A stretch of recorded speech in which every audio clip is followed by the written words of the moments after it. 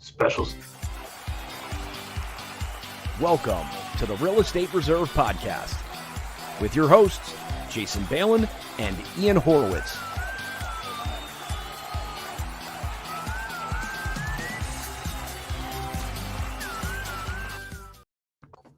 Ian, what's up, buddy?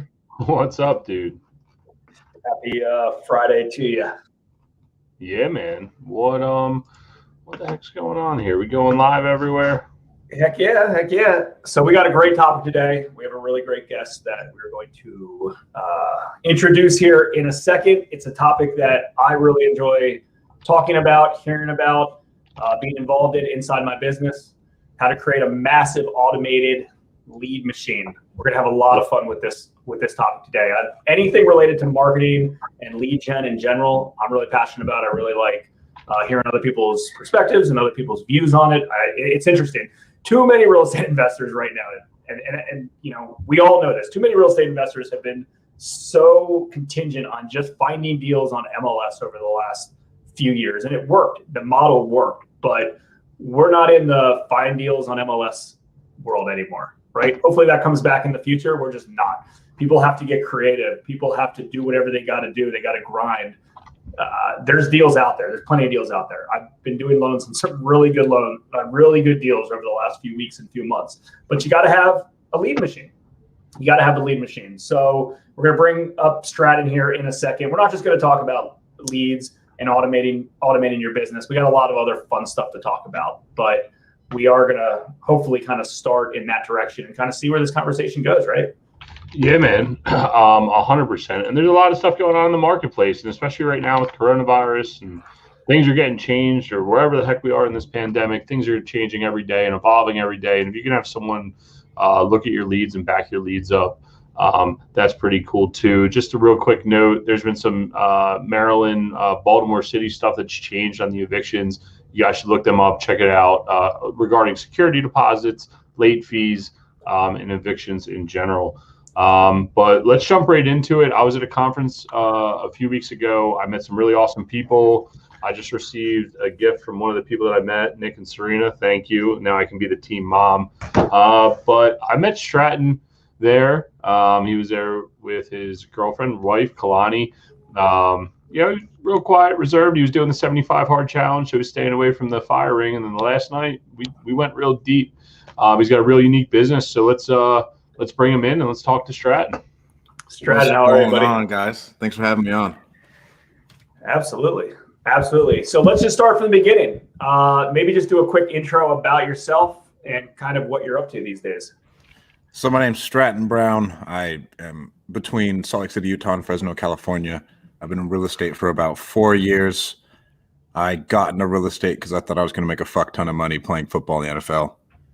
I made no money, but then I was still going to meetups and stuff. And so I eventually worked for a guy and his own company. They own 150 units or so. So I was helping them acquire and manage the units, running all the marketing, everything else. And I broke off on my own. And then I've been doing my own things. We have our call center. We have some e-commerce businesses and then rentals and obviously wholesaling. Awesome.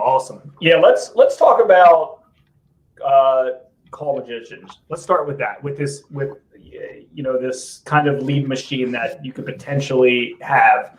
Tell us a little bit about call magicians first, and then we'll kind of expand on that. Yeah, man. So what's it called? I was really big into VAs. When I worked for the other guy, we had a VA from India. I was like, what do you mean we have someone from India who's working for us, who handled like all of our administrative stuff? His name was Deepak. And so that exposed me to it. And then I broke off on my own. And when COVID hit, When COVID hit, I had just gone to a new call center. They couldn't handle the amount of volume I wanted. I was up to like 8 cold callers. And the first 4 were good, so I told them to give me another 4. And the next 4, there was roosters in the background. You could barely understand the people. They sounded like they were from the sticks. And so I fired everybody. I fired all of them. I met a guy at a conference, believe it or not. I met him at a Steve Train conference. A year and a half before that, I went to 2 other conferences with him, met him there, and then he threw his own. And then he had a call center, right? He's like, oh, I got callers. I use him. I give him a significant amount of money up front. The guy goes dark on me I'm out in the money. I get one lead after paying this guy a month full up front. I get no KPIs, no records for anything. And so I was like, oh man, like I got to start doing this on my own again. I was already pretty good with VAs, so I'm building up my team. And then eventually I kept getting bombarded that we turned it into a business. Well, so related to, because not all real estate investors know kind of the power of a call center. I think a lot of the real estate investors that have been around for a long time and they scale up and they're doing a lot of deals, they understand kind of the inbound and outbound call game. Let's start with outbound. So how does a call center that does outbound cold calling, this could be a little bit one-on-one, but that's okay. How can they help a real estate investor? Who are they reaching out to, and what type of leads can be generated for a real estate investor? So whatever list you have in mind, right? So obviously we have our high equities, we have our vacants, we have our tax defaults, our code violations, our eviction list. All those, we can call all those property owners and see if they're interested in selling.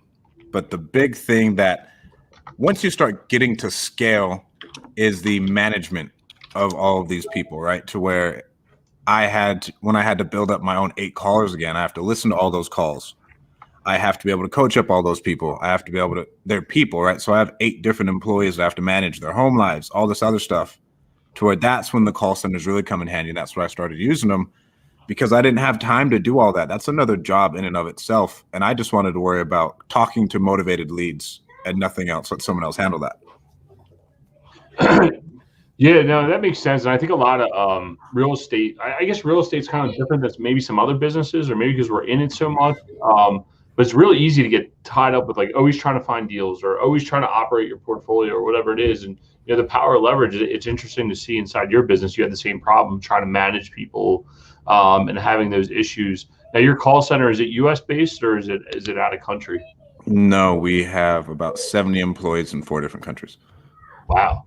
And how's that been as a management challenge? And how's it been? And has there been a challenge with having them being able to communicate with our, getting them set up to talk about real estate here in the U.S.? So our training is really intense, and we train them culturally. We're at 3 times a week now, to where they get news updates. They're playing cultural games like Hangman, to where, what is this word? What's this? What's that? So they know what's going on, because the last thing you want to happen is for them to be on the phone. We don't want them on the phone for a long time with the seller, but then for them not to get sarcasm, right? For them not to get those little things. Yeah, that's really hard. Well, I think that's where a lot of us start to connect is you kind of test the boundary and then you joke about it. That's me anyway. I like to test the boundary and then joke a little bit, test the boundary, joke a little bit. And I think that's a really important point. And I think something that you're bringing up that, as a real estate investor, you could even take away, whether you're running rental properties or trying to buy and sell properties or wholesale, whatever it is you have to be able to connect with the person that you're trying to solve the problem for. And I think a lot of people miss that. And I guess before you got into, you were talking about it before, but when you were wholesaling with this other guy or you were helping run leads, what was the best thing you could do to help generate more quality leads when you were doing that, so you could ultimately train these people to do your job over and over and over again? What was the best thing I did for him? I mean, taking as much mundane bullshit off his plate as possible. Right. I was with this guy every day for about 1.5 years, and then he'd show me how to do something. Then eventually I'd just take it over. And we built out an in-house call center, and that was an absolute disaster in the state of California. Right. So we built out a call center of 5 or 6 employees, and that just sucked. And so I managed them. I had to fire them. I had to give them those raw calls, right? We're trying to get everybody up and going and ready to go. See, and the goal, if anyone's just tuning in and they're not familiar with outbound call center, the goal is you get someone, it's cold calling, right? So you get somebody warm, interested, right? And then, I don't know, do you do some sort of patch to them live, or do you email the real estate investor afterwards to try to get them to close the sale? I'm guessing your guys aren't closing the sale. I mean, it's hard to probably close the sale on the phone one. Is the goal is, hey, we're going to call 1,000 people on this list, and we're going to try to book 5 appointments for you. So we call about 1,000 people a day per caller. And then you'll get, depending on what type of investor you are, if you're an agent and you do creative finance on top of flipping, you can get 5 solid leads a day. Generally, you're going to get about 1 to 3. If you're just wholesaling, flipping to where I need to get it at this price, especially in this market of finding something that actually needs the work and the motivation's there. And we just put it right into their CRM. Got it. That's perfect. Just so it acts as them doing it themselves. And obviously, like you alluded to, the language barrier thing is important. And I don't know about you guys, but like I've been getting more kind of callers from real estate investors that want to buy properties, that want to wholesale stuff on me. And it's one of those things that it's like, is it real? Is it, language barrier is a little bit off, but yeah, I can see it makes sense type of thing. Like it skirts like, it skirts like, the borderline. And then also, listen, with an additional follow-up digitally, text messages after that, follow-up emails. So I mean, listen, I like the game. So like, I like communicating with them back and texting them back and emailing them back to see, because I always try to figure out if there's a way to potentially utilize that into our business. But it's interesting, and it's important. And I know there's a lot of naysayers that's like, oh, that stuff doesn't work. But like, yeah, it does. It's direct. It's direct marketing. Direct marketing works. Yeah, I would ask you is like, are you doing more outward, like nowadays in wholesaling? Because obviously you're seeing a lot more data than we are when it comes to this. Are you seeing more people just doing straight up outbound calls, or are you seeing people still doing direct marketing, whether it's some sort of online or mailers or whatever, and then calling into the call center? Excuse me. Which way do you think is working better right now in the marketplace? I think every market differs, and if you can afford it, you need to be doing all three, right? So you need to have that direct mail going, you need to have that PPC going, have that text messaging going, and that calling going, right? Because if you just only have one thing, as soon as that thing's gone, it's gone. Your business is gone. Your marketing channels are all gone. Yeah. And that's, Jay gets real deep in the marketing, and I see that you like Russell Brunson, and there's a few other good marketers out there. And people forget that in the end, like if you're not marketing, you're not in business, right? Like this is a marketing channel for me. Just my direct marketing is a little bit different. And I think in your marketing, you need to be able to connect. And if they know that it's going to this call center, your marketing piece should be, your message should match. Hey, give us a call and talk with a live person today, right? Like you should probably put that in there so they know when they call, they're not just calling a message. They know that they're going to get a hold of someone, and they're going to have that back and forth and be able to have a connection from your mail piece all the way through to when you guys follow up, Oh, without a doubt. And I mean, go ahead, bro. Go ahead. No, go ahead. I mean, you can get so dynamic with marketing, right? To where we want to collect people's emails on the phone, so that way you guys can put them on an email campaign when they come in, so you guys can stay in front of them there, right? And then with that email that you're going to send them, you're going to have a website link so you can get their pixel, and then that way, whenever they're scrolling through Google, they see your damn company everywhere, right? So we can stay omnipresent. Once we get them in, then they're coming all the time, and they're like, "Oh wow, you guys are everywhere." Yeah. No, I mean that's what's huge, and so many. It drives me crazy that so many real estate investors and agents, for that matter, anybody in real estate professionals, they just don't treat this like a business. But like that's where it's at. Like you hit them in so many different sides, right? They get an email, they get a text, they get a phone call, they see you on Facebook, they see you on Instagram, they see you on Google, right? Like it's like you follow me around. I mean, I get calls like that every day to our company. If you follow me around, it's like, yeah, like I should be following you around. I've already had to pay big bucks to get an eyeball from you somewhere. I'm going to follow you around forever until we make money. And we always equate this to a retail store, right? Like, hey, like I spent a lot of money to get somebody into my retail store, let's just say, and they freaking leave, and I don't collect their information. I'm pissed off, right? Like it already costs tons of money to get inside. We all have it easy, right? Because it's all digital. And, in this day and age, sellers are comfortable selling properties over the phone, through a Zoom meeting, digitally, through email. I mean, we don't have an excuse. Like, it makes it so much easier. Yeah, and I would ask like how it's changed for virtual wholesalers, especially now with the coronavirus pandemic. Since the start of that, like before it'd be like you hear about real virtual wholesalers or whatever, but somebody could utilize your company then potentially to do virtual wholesaling and really canvas the whole country. And if you live in Fresno, California, you can market in Southern Louisiana or Baltimore, Maryland, and actually complete it. I mean, I'm assuming that's what most of your users are doing. Oh yeah, I mean that's what I do personally, right? I wholesale in Indianapolis. In It's amazing what you can do. Yeah, we wholesale in Indianapolis, and then obviously if something comes across anywhere in the United States, let's say I get one in Maryland, what am I going to do? I'm going to call up Ian. Like, hey, bro, this is what we're looking at. What do you think? Okay, this, and this, and then you give you a good deal because you're the first person you thought of. Obviously, it's not at scale, but then you can make all this stuff happen wherever you want it to. Sure. That's what's so nice about the internet. Yeah, and so basically you're saying if you're not marketing yourself at conferences or AKA networking, you wouldn't even have this relationship to be able to say, hey, man, I got a deal in Baltimore. Right? You call Jay up, hey, I got a deal in DC.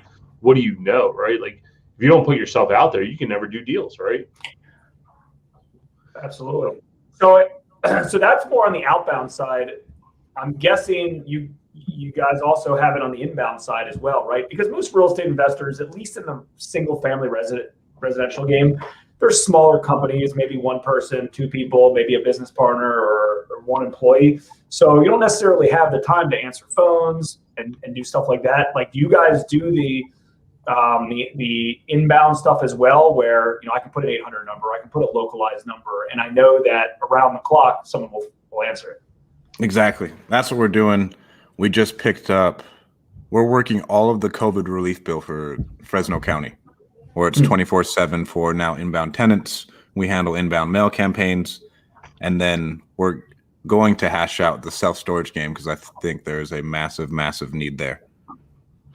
Yeah, the inbound mail campaign I think is huge because people get scared to market because they don't want people to reach out to them. Like they don't want to do massive marketing because they're not, I'm not equipped for it. Like I can't handle 100 calls. All those phone calls. Yeah, especially if you have a full-time job.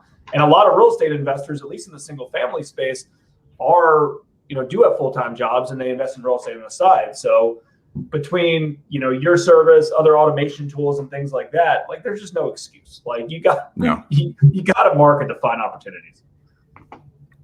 We got a lot of questions in there. We just like to talk. Someone saying, how do you create this machine you're talking about, and will it last your retirement too? So go ahead.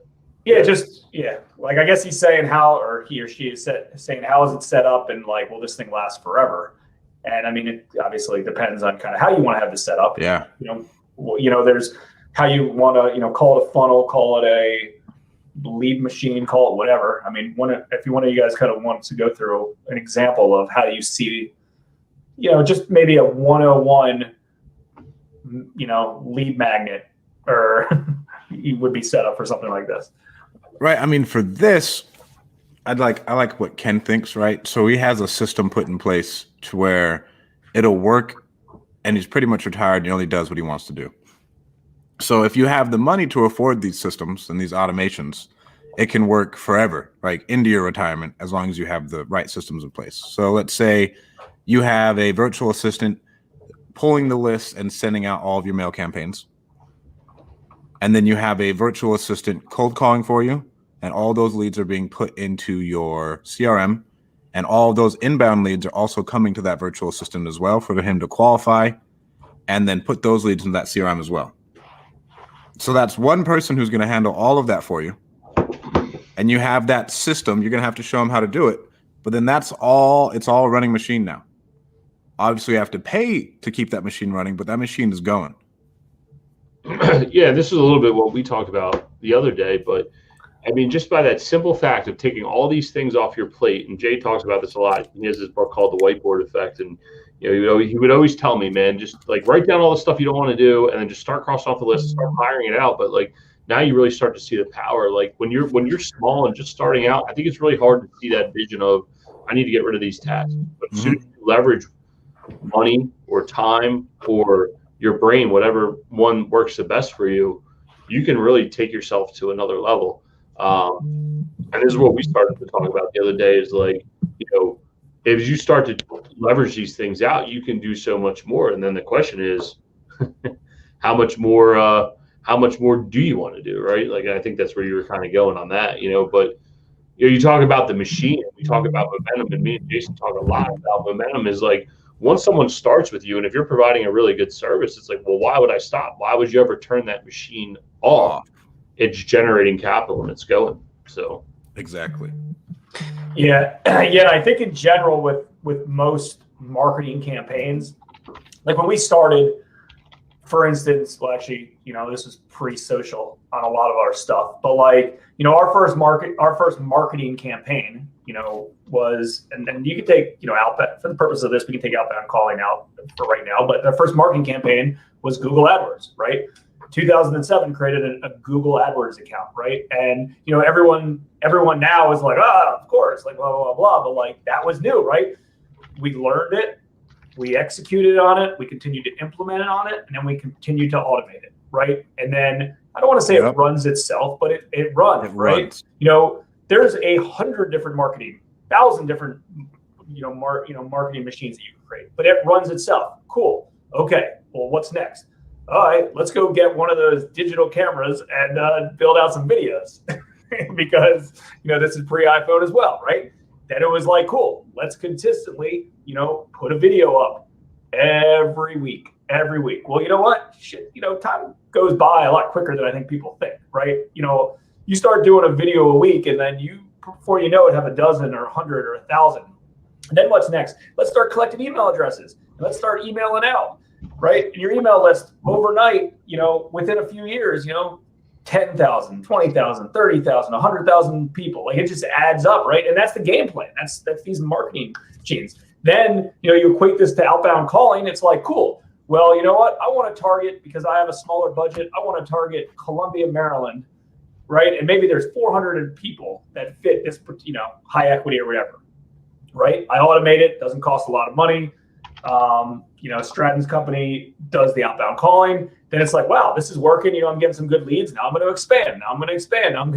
You just keep putting freaking more money into the freaking fire as fuel, and it just, it grows. And I know you two, the three of us, obviously get this, and anyone who's successful in real estate investing or in business understands this. But it drives me nuts that people just don't that's the game. Like, you figure out what works, and then you just keep throwing fuel in the freaking fire and keep adding to it. Oh, without a doubt. And it doesn't even have to be our company, man. Like, you guys can go get virtual assistants and train them yourself, and it's going to be the best thing you've ever done in your life. You can get highly qualified people for really low wages. But I think there's like this reservation out there, because I know I've had it for a while, but we utilize one all the time for artwork or converting PDFs, like stuff like that. But I think a lot of people have reservation when they think about hiring VAs and they're going overseas or whatever. Like, what tips would you have for someone to go hire a VA, and what tasks would you suggest to farm out to a VA? Farm out anything you hate doing. Make sure they're qualified. So I could get someone to work out for me? Probably. It could happen. What else? So our hiring process, generally when we're hiring anybody, I want to make sure they have responsibilities and they aren't young and living with their parents, because then they're not going to do their shit. Like, just like anything else, as we're hiring employees here, we're hiring employees over there, right? So generally I want someone who has to pay bills. If they have to pay bills, that means their ass is going to show up to work. So I got that. We have them send us in a voice recording beforehand. They take an English test beforehand, and then obviously we look over their resume. I don't really care if someone has a college degree, but most of our employees have bachelor's degrees from their respective countries, and that makes it really nice as well. I mean, I'd outsource anything you don't like doing, and you can do that virtually, or you can do that in America. Yeah, and let's be honest, outsourcing stuff is significantly cheaper than hiring an employee, because I've done both on major levels, and there's pros and cons to both, obviously, but typically, a real estate investor does not have a $60,000 budget to hire a bookkeeper or an accountant, and that's what it's going to cost to find somebody competent. I mean, I'll tell you from having local employees, what the price points are to get the right person. Because if you try to skimp and say, oh yeah, I'm just going to pay somebody $30,000 for this job, you're not, throw it in the trash. You're not going to get it. But that being said, on the outsource, on the outsource side, it's different. So you can get, and I can't say I'm an expert in what the going rate is for some of those tasks, but some of the stuff's for me. I mean, I have, and Ian knows this, I have a full-time graphic designer that does everything. It costs me $200 a week. Every Friday I pay him $200. And literally he's at my disposal to do whatever I want, graphic-wise, WordPress-wise, funnel-wise, anything that way. It's about $200 a week. Same guy for the last 12 years. Right. I mean, amazing. Yeah. I mean, it ends up being less than $1,000 a month. You go try to create a logo. Go try to create a logo or like a pamphlet. It'll cost you $1,000 to somebody locally who, wants to do stuff with revisions. But like, that's just part of it, right? Like, you grow a team. I mean, Ian, a lot of local real estate investors, it's the same thing. They all have outsourced VAs that are doing stuff for them. Yeah, 100%. And I think nowadays, especially, it's real interesting. I've talked about it a lot for property management, is that if you could outsource a phone service, someone like Stratton, even just preparing lease documents, if you don't have it automated inside your property management software, just the little things. It sounds like maybe Stratton, you could comment on this. If you're set up on the front side, with a good CRM or a good process, I feel like you can plug and play almost anyone. I mean, you find that to be true? Yeah. I mean, you can plug and play anybody. Again, don't skimp. I'm 100% on the same page as Jason. You can't skimp if you're doing VAs or if you're doing people regular. You'll just pay for it more on the back end. But if you have a good front end system and you just record a video, you can plug and play that person. Then you can have that person create an SOP of what to do just in case you have to fire them. Exactly. Like, as crazy as that sounds, like that person will go, they'll SOP it. Like, okay, these are all the things you need to do. Here's another video of me telling you what I need to do. And then you have that forever and you're good to go. Good point. No, that's a real good point. If someone didn't catch on to what he just said, that's gold. Anytime you have an employee outsourced in your office or whatever, first off, you're creating some sort of employee manual or video tutorial or something for them. But at the same time, once a year, have them do a quick, have them spend time, half a day once a year.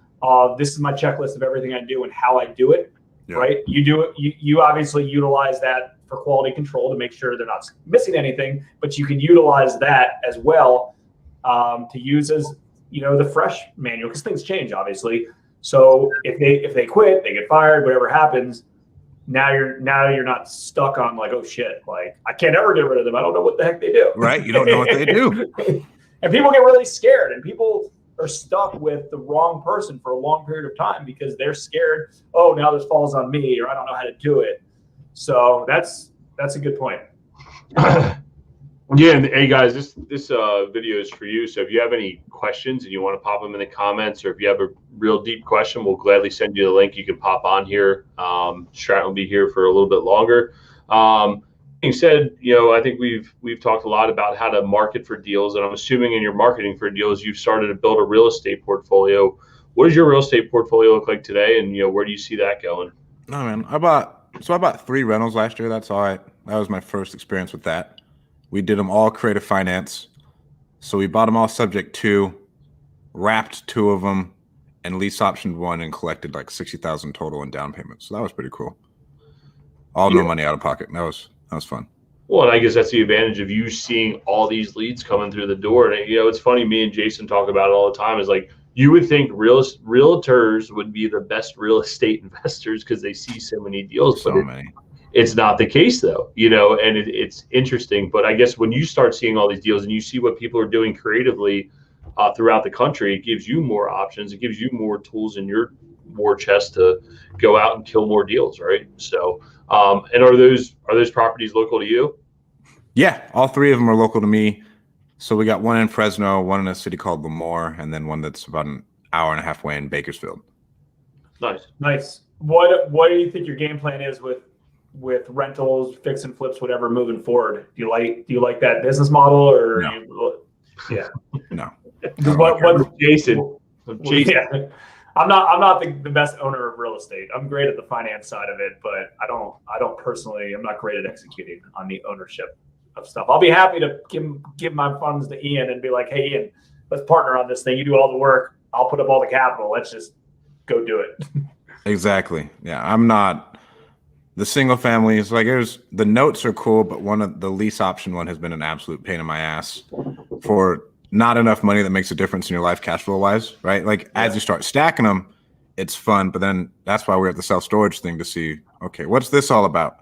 How can we create, if I do one deal and it generates 10 times what a single house deal would do, it makes complete sense to just go do that one deal. Yeah.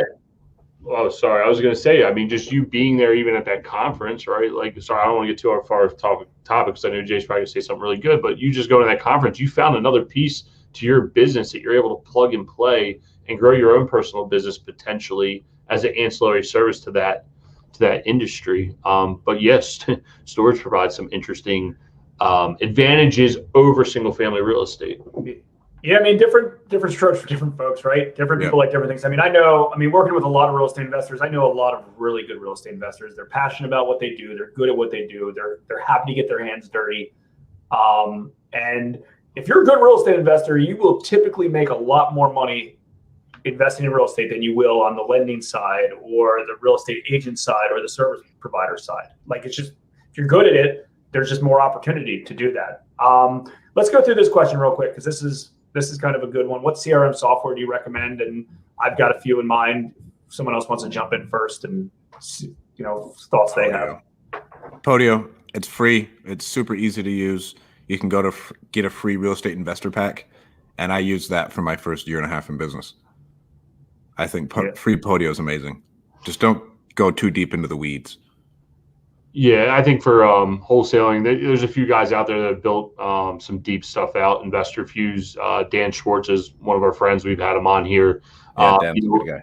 Where you can get real deep on it. Me personally, I've switched over just because we do a little more digital online marketing. I've gone to Infusionsoft basically on Jason's accord. But I don't think for the wholesaling world, that's the best thing. If you're generating leads in that sense, I think Podio when we were doing it, Podio had a lot of advantages to utilize. What about you, Jay? What are you using for CRM? I mean, I think Podio, I agree, is probably the best one at the beginning for a while until it just gets really built out and sophisticated. I use Infusionsoft. I have two Infusionsoft accounts for the last many years, and I've spent tens of thousands of dollars on developing it and implementing it. I'm in it every day with stuff. And I will say though, that there's no end to it, right? And probably like Podio as well. Like, you can build it out as much as you need to, but we've dumbed a lot of it down because there's just no need for all of this data to be aggregated that we're just not going to access in the future. So for the most part, everything kind of gets thrown into Infusionsoft on our end. And the important stuff to me is name, email, and phone. Like, that's it, right? For various reasons, I can do voice broadcasts, I can do text messages, I can do emails. When I have the data to do direct mail campaigns and things like that. But, the recommended way to do this is probably stay really, really strong. Infusionsoft's too expensive too at the beginning for people. It just doesn't. It doesn't make sense. It's too expensive, and typically they make you buy like a quick start package that costs thousands of dollars because they know straight up if you don't, you're never going to implement it because it's too hard. Like, they need to show you how to do it. Like, Podio is so much more user friendly. It's so much easier. So I second that with you guys. Yeah, man. So go ahead. No, go ahead. Let's hear what you got. I've gone so deep into the Podio weeds for both of our businesses, towards like Infusionsoft, and I think people, unless like you're Dan Schwartz and you can build it out and turn it into something, there's diminishing returns, man. Like you talk about, like you'll be so deep into the weeds trying to make this do that, to where all you really need to do is just send out an email and make some money. Right, exactly. And I think, anyone that's starting, or even us that are sophisticated, sometimes it's good to go back to the basics and just take action. Like we were talking about it around the fire ring. It's like, you're thinking about storage, right? Cool, go find a deal and just kill it. And you're like, yeah, that's exactly what I'm going to do.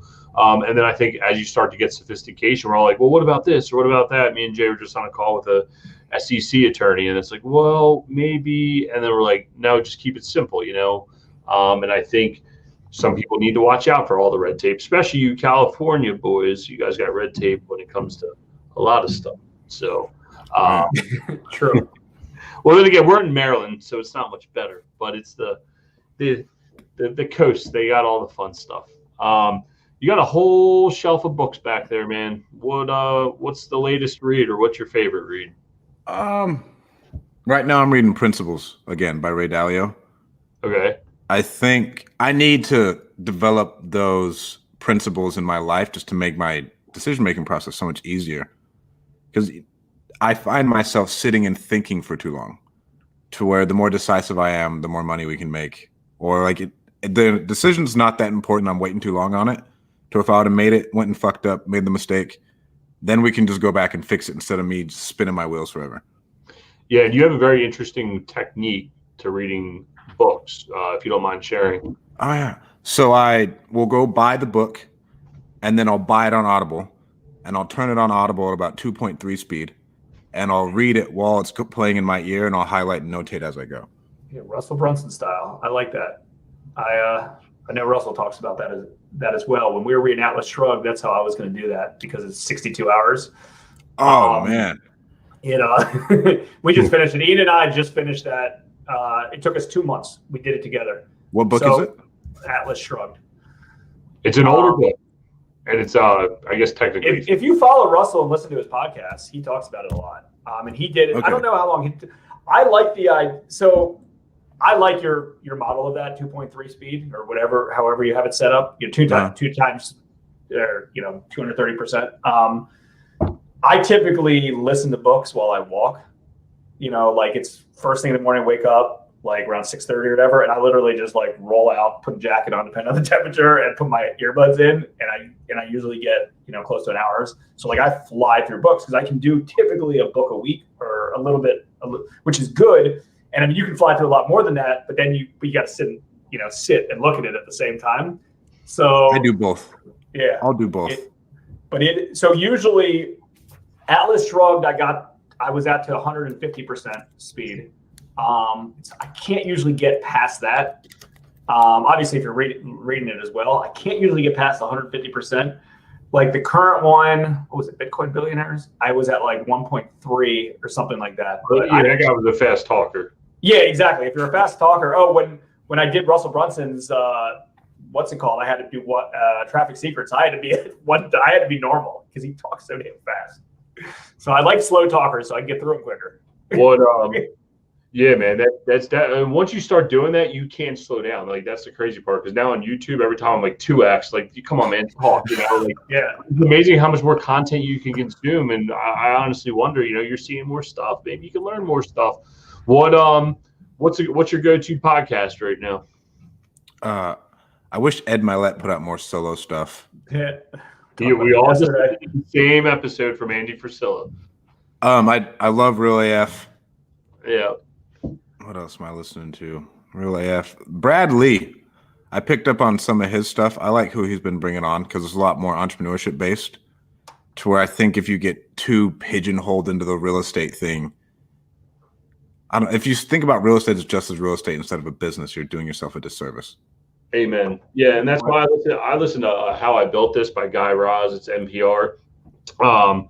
But it's the same thing. It's all the biggest business owners in the country, and it's their founding story. And like everyone's like, well, you're in real estate, just listen to real estate. It's like, yeah, that's cool and all, but you need to listen to like other genres or other asset classes or whatever, however you want, other businesses, and you can pick up service ideas, you can pick up raising capital ideas and all the kinds of different things. I mean, yeah, that's a pretty good one. So so we were just talking about Real AF and Andy Frisella, and that episode with Ed Milet was absolutely killer. I'm sure it resonated with you because there was a lot of talk about sports in there, and there were some really big bombs being dropped. With that being said, the heck was I going to ask? Winning is more fun than fun is fun. Yeah, it is. God, yeah. I rolled right in the house at it was like 7:00 yesterday morning. I rolled in the house and I was like, after I was finished walking and listening to it, and I walked up to my wife and I said, winning is more fun than fun is fun. Just marinate on that for a little bit. And then walked away. But then we got talking about like how you're going to explain it to your son. I guess he plays soccer competitively, right? It's like you still want the kids to have fun, but it's winning is really fun, especially when it comes to business, right? So yeah. What I was going to ask you, Stratton, is how was the 75 hard challenge, man? 75 hard was I learned a lot about myself, bro. I failed 7 times. I think I'm a person who operates with a massive chip on my shoulder. So seeing other people do it or someone else giving me shit, even though it may be playful, it's like, nah, fuck that. Like, no. So that was good. I learned about how much I lack in details because I failed for a picture 2 times. Mm-hmm. Right. To where I'm more of a big picture, like, let's just go do the shit. And then you don't take a picture. And so I realized that about myself. The grit was good from it of just never stopping.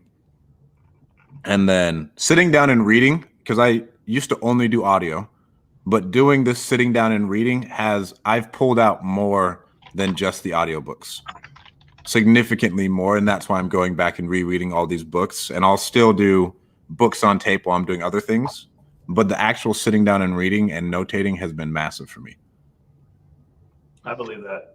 Yeah, it's interesting that's the piece one of the pieces you took away that you figured out you're not very detail oriented. That's interesting. Pardo, I just tagged him here. Pardo said 412 we're starting it, and I think I'm going to jump in. I tried it once before, man. Oh, are you really? Yeah, I tried it for 2 weeks, and I was into it, and then it snowed here, and I was like, yeah, snow. I guess I got to move to Florida because this is not for me anymore. And I bitched out. So I think it's time to try it again. And I know that's the point of this challenge, and seeing you do it and Terry do it and a few other guys that were there doing it, I was like, you know what? It's game time. I was talking to the guys at the firehouse about it. I was like, yo, dude, let's do it. And then the one dude's like, well, I'm down, but like we got to change this one thing. I said, but that's the point of the goddamn challenge, right? Like, we got to do all the rest of the challenge. So I think I'm going to try it again. So it should be real interesting. So, but everyone I know tries to change the challenge. Like I'm going to do my own version of 75 hard. That's not the point of it, bro. Right. Just get it done. It's supposed to suck. Yeah, exactly. Yeah. Doesn't work nothing works like that. Oh, I would do this if that. I would do this if that. Be like, no shit. Everybody would. Right. Well, it's kind of like golf's a gentleman's game, right? Like, are you to be honest about how many strokes you took or not? It's the same type of thing. So. Oh, I would have broke 80 if I, made that 3-foot putt. Like, okay, well, guess what? Your knees were freaking shaking because you knew you needed that putt to break 80. That's how it goes. Like that's the excuse making 101. And then the routine of 75 hard. Because I'm one person who is adamantly against routine because like my entire life has been structured with sports.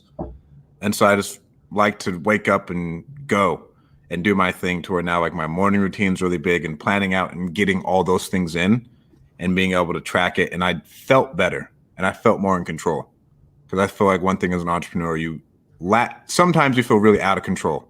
You may be doing good, but you feel like everything's just on the fan. You don't know what the fuck's going on. Yeah, man, and that's the thing, especially nowadays. Like you just wake up, and the first thing most people do is grab their phone. I mean, I'm guilty of it, right? Like first thing you do, grab your phone. Shit, I got all this crap to do, and then you've forgotten about self-care, and you go. We did a podcast a little bit ago where we had 20 or 30 people come on just talk about their morning routine, and some people are awake and bake, and I got to go, guys, and other people are awake. I need a ton of self-care time. You should be respectful and mindful of all that. So, yeah, man, there's very interesting points about that. Stratton, what's the best way we can find you on the internet? People want to reach out to you, find more about your podcast or your services. Instagram, you can follow me on Instagram at StratDaddy, and then add me on Facebook, Stratton Brown, and then my podcast is just called the Winning Move Podcast. Awesome. Yep. So we appreciate having you on. We'll drop. It's callmagicians.com, right? Yep. Callmagicians.com. You can find Stratton here if you look interested in his services. Hopefully I spelled magicians right. And we'll catch you guys on the next one. What we got else? Anything else, Jay? No. If anyone wants to watch the replay, we'll be posting it on REINetworks.com. You obviously can also tune in to any of our Facebook channels, LinkedIn, YouTube, stuff like that. But REI Networks is typically the best platform to watch some of these, because if you have any other questions related to that, you can drop it in. It's an absolute free platform and network to join. We've had a lot of fun and a lot of deals kind of circulating through REI Networks, and it's just a good kind of home base for all real estate investors. Stratton, certainly appreciate it, buddy. Yeah, thank you guys so much for having me on. All right. Yeah, man. Next time. Thanks. See you. Thanks for tuning in to the Real Estate Reserve podcast. Do us a favor and like, comment, and share our broadcast. It helps the algorithm and helps us spread the word too. Till next time, thank you for tuning in.